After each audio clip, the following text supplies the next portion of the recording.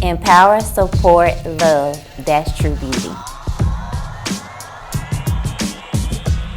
Allowing God to use me to inspire others. She is clothed with strength and dignity.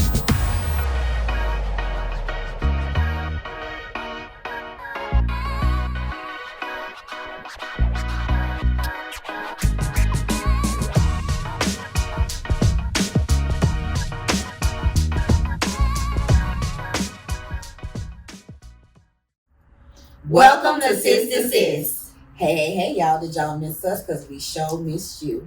Look, watch, like, and subscribe to our channel at Sister Sis 1988, as well as follow us on all our social media platforms at Sister Sis 1988. So today we have a very, very special guest, a dear friend that I met here, I think around 2018, 2019.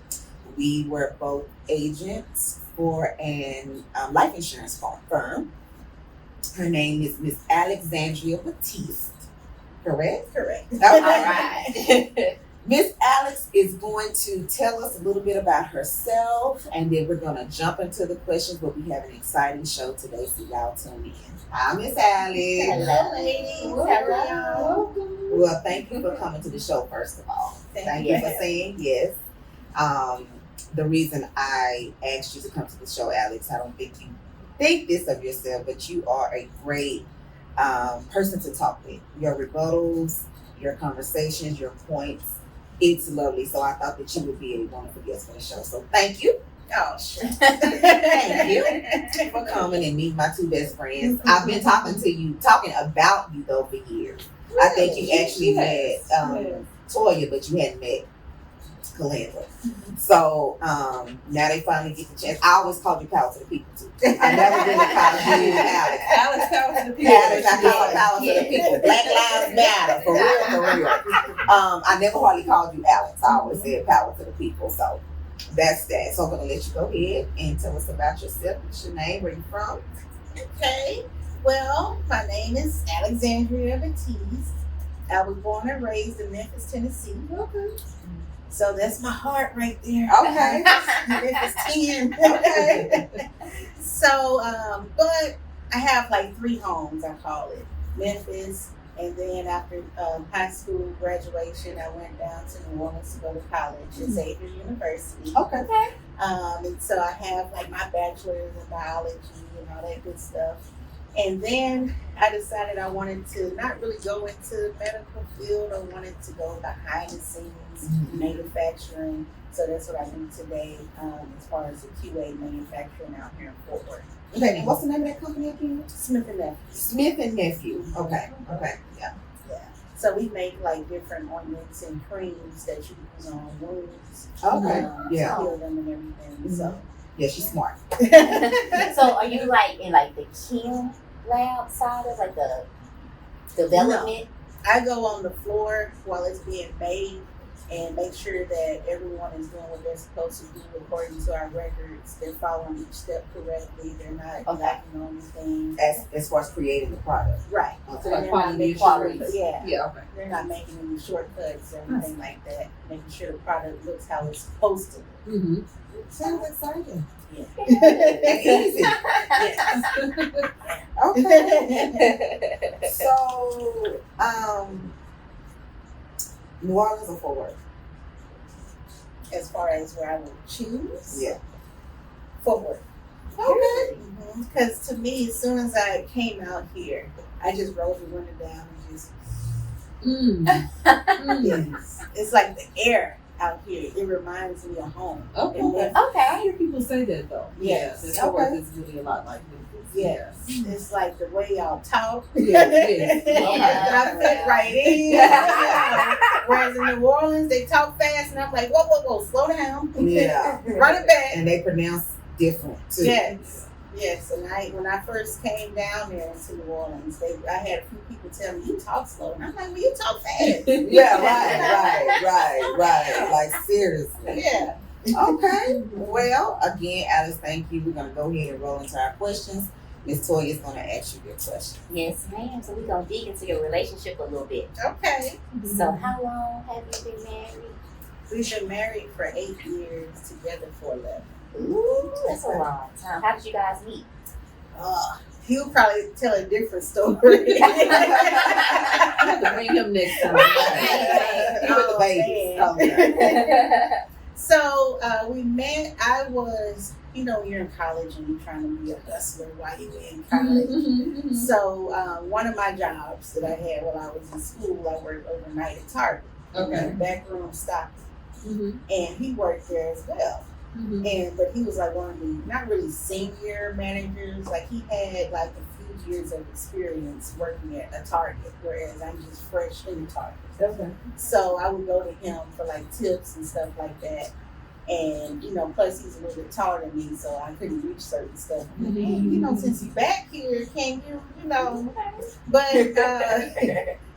I would be. They would mostly put me on the side where he was stocking diapers and baby products, and he was mostly on the opposite end of the hallway stocking foods. And he would migrate over on my side and start talking to me, and I'm like, "What's this man on? Like I'm trying to work." But I'm like, all right, I'll entertain him because he's not rude or anything. He's just keep coming over here, And so one day, he said, "Let me see your phone right quick." And I'm like, "What do you want now?" So I showed him my phone, and he dialed his number from my phone. And so I was like, I fell for the oldest trick in the world. Yeah, I would have been crazy when he would answer my phone. Yeah, okay. I wasn't thinking, That's it was okay. probably like 2 a.m. since we worked overnight, I'm just like here and I'm working, And then I'm like, wait a minute. And he had like this little chest of grin smile on his face. And I was like, you know what? All right. I'm thinking like he finna blow my phone up, but he didn't. So I was like, okay. That's not how that's supposed to go. But then he went to your phone up to you like, what he doing to us? Right. So it threw me off guard for a little bit. So then I had like a midterms coming up. And I was debating, like, I'm already going to be tired from work. Mm-hmm. Then I have to take my midterm exam. Mm-hmm. And then I was thinking about going to Memphis for spring break. So immediately after my test, with no sleep, driving 5 hours to Memphis. And I was like, or I can just stay here and work. Mm-hmm. So I asked him, I don't know what put it on my mind to ask him. And I was like, what do you think? And he was like, I think you should stay down here for spring break. And so I was like, well, I got this 5 hour energy. This is when they were really popping, 5 hour energy. And I said, I have this 5 hour energy. Like, how do you recommend I should take it? Like, when? Like, should I take it, like, as soon as I get off? Like, how do you recommend I do that? So he told me how to drink it, what time to drink it and everything. He's like, let me know how you're doing your test. I was like, okay. So I did what he said. I took my test and I aced it. So I texted him. I was like, hey, I did what you said. And I made an A on my midterms. Mm-hmm. And he said, okay, well, since you did that, you should let me take you out.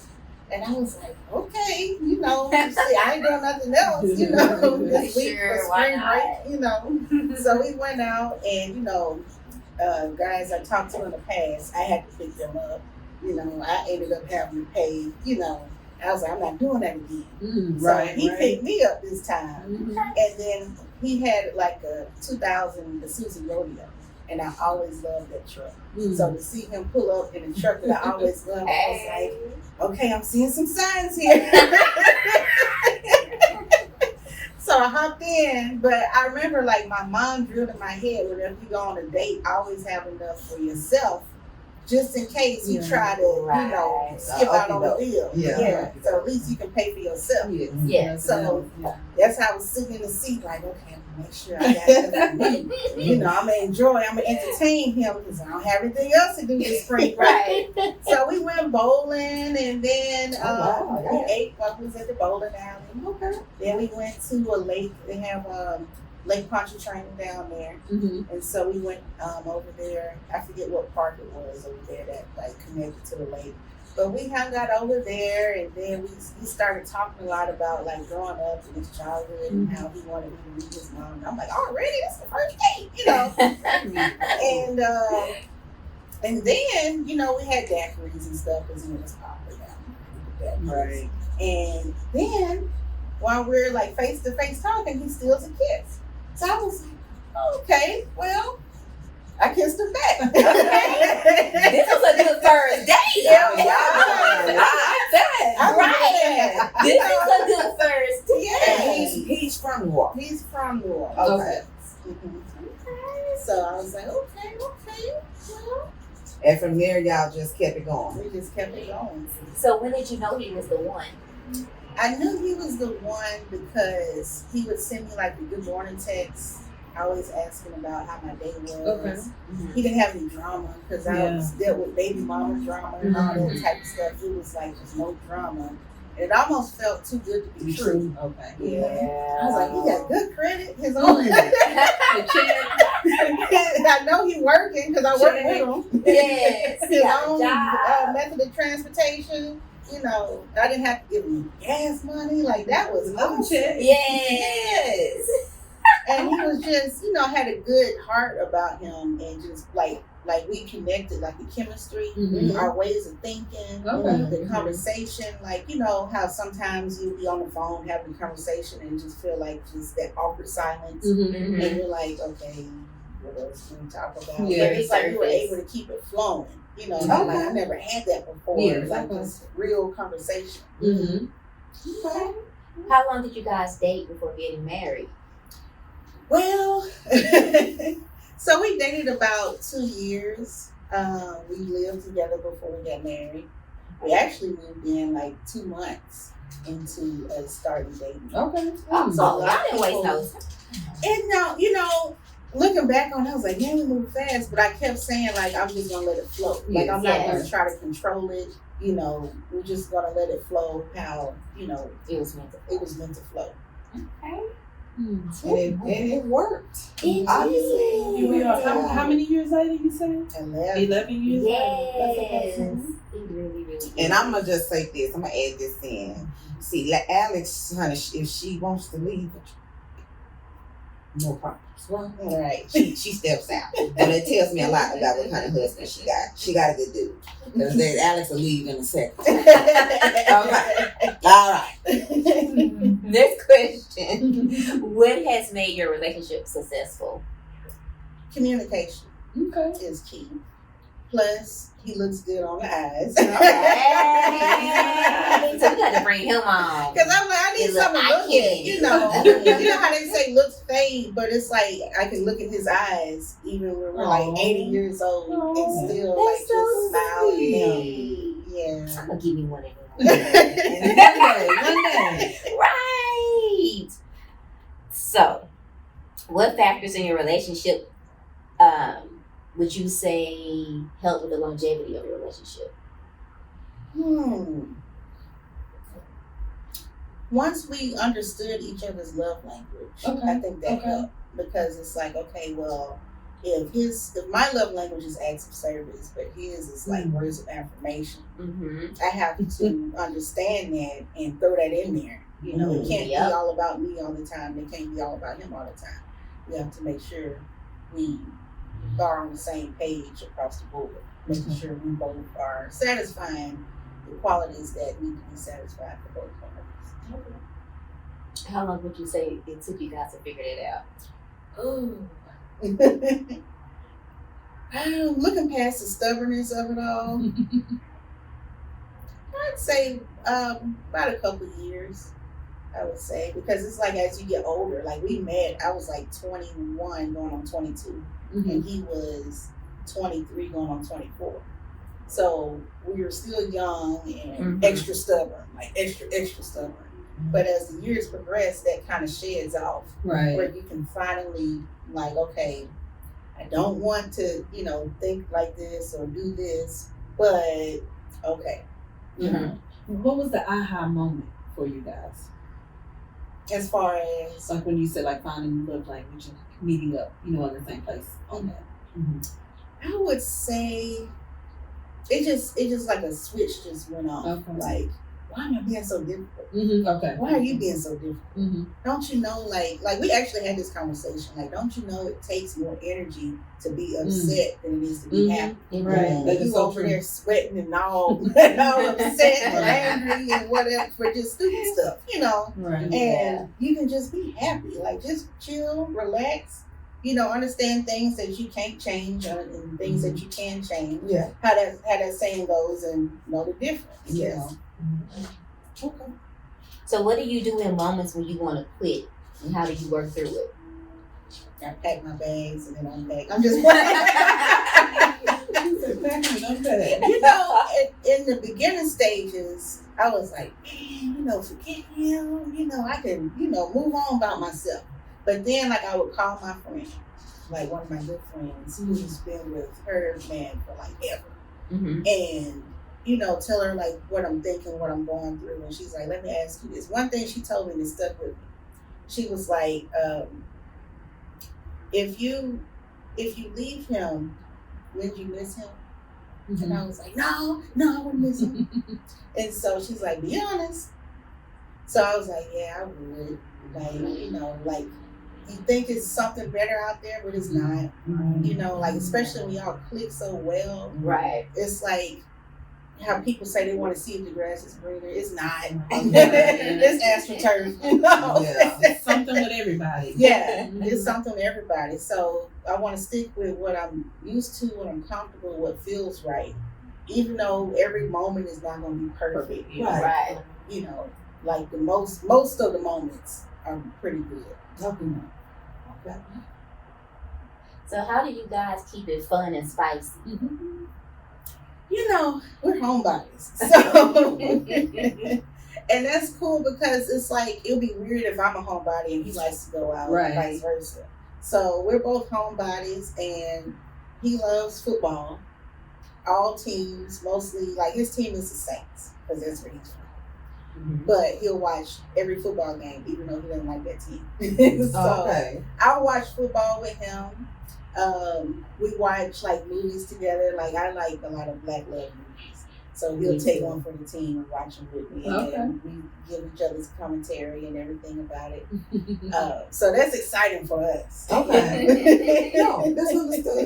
So we got the exciting part, but what about the spicy part? The spicy part? You talking about spicy? Okay, you know, y'all been together a long time. I don't know, because we're so goofy, you know. Like, she got to laugh herself. It's okay. You know how some people record themselves. We tried to do that, but we kept laughing. Good one. I was like, never mind. I appreciate the honesty, though. So y'all that goofy? Yeah, we don't goofy. Oh, wow. Was it goofiness because y'all couldn't do the equipment, or it was y'all was messing up, or what was so funny? Well, you know, that was like when we were like in our 20s, you know, before the kids. Yeah. So we had like the camera on the laptop up, and we were like trying to see the angles and stuff, but then we kept looking at the camera. And why I'm so slow with it, because I'm like, oh, they've been recording themselves just doing whatever. I'm just realizing what you're saying, doing the spicy stuff. The spicy stuff. So we were like, you know what? Like, we were trying to look how they look on film, but it's like, so we were trying to give. You can't do that if you're looking at the camera. So I'm like, okay, we're not giving it face how they do on film.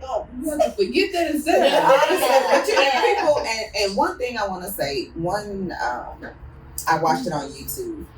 It was a lot of women. It was a panel of women, and they were saying their disputes with those kind of shows and how it looked.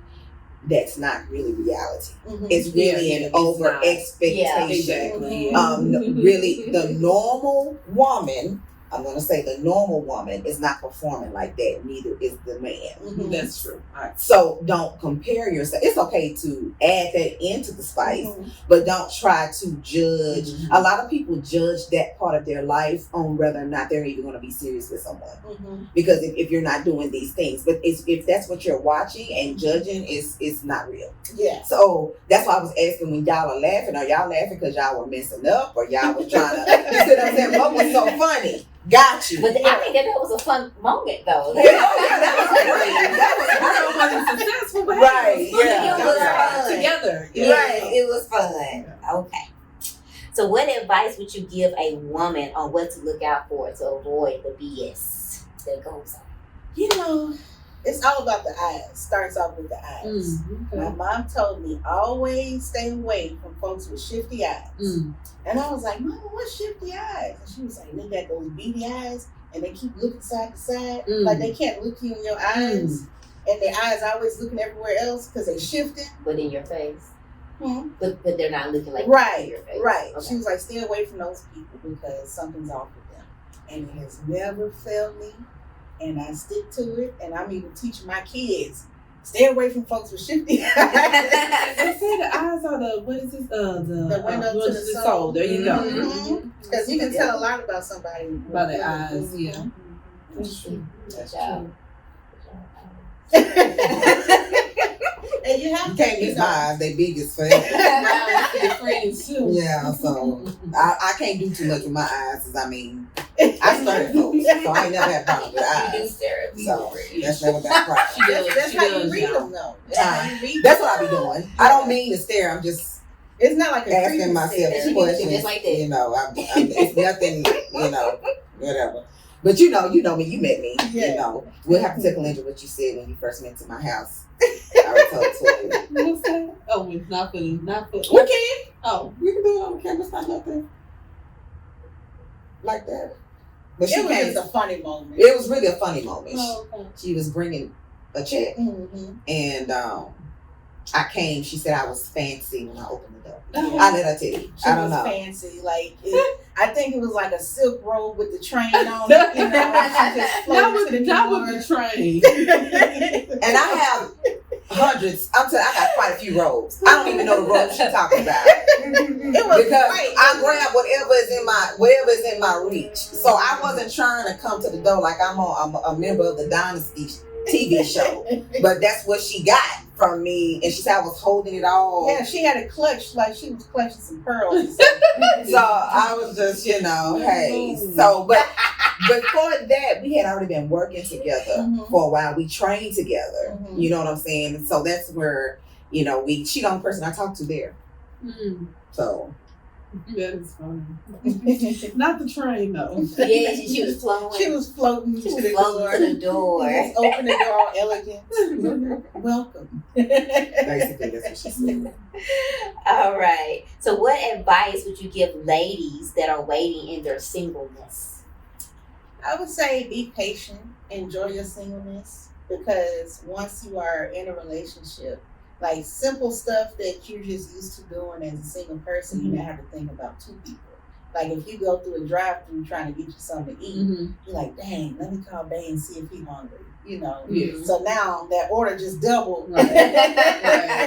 Because you don't want to just pull up to the house with just something for you and then you look inconsiderate. Right. And it's like, dang, I didn't think about you. It wasn't nothing bad. I just was hungry, but now you got to show consideration. You have to actively think if that person is hungry, unless you leave your driveway, wait before you get to the house. And the thing is, you're hoping that you ain't having to do nothing like that, because if you are, that ain't it. Well, when you get kids, Oh, yeah, I know you have to do it for that. Okay, Where's mine? because you don't want to share your food with the kids. You have to sneak and eat when you get the kids. Yeah, you're like Debo. So, Until next time. there is strength in sisterhood. And supporting sisterhood. Bye.